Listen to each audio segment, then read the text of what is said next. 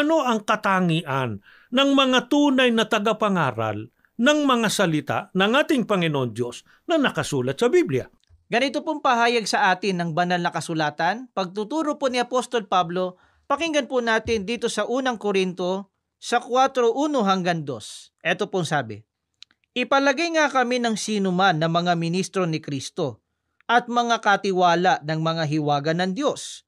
Bukod dito'y, kinakailangan sa mga katiwala na ang bawat isa ay maging tapat."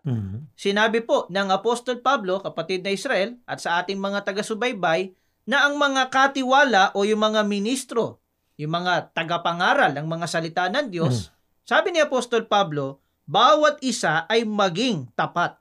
At mapatutunayan ang katapatan ng tunay na ministro o tunay na tagapangaral sa paraang sinusunod niya kung ano ang itinuturo po ng banal na kasulatan, kung ano ang itinuro ng mga apostol. Ang sabi kanina, huwag anyang hihigit sa mga bagay na nasusulat, kaya ang tanging batayan at saligan lamang ay kung anong nakasulat po sa banal na kasulatan o sa Biblia.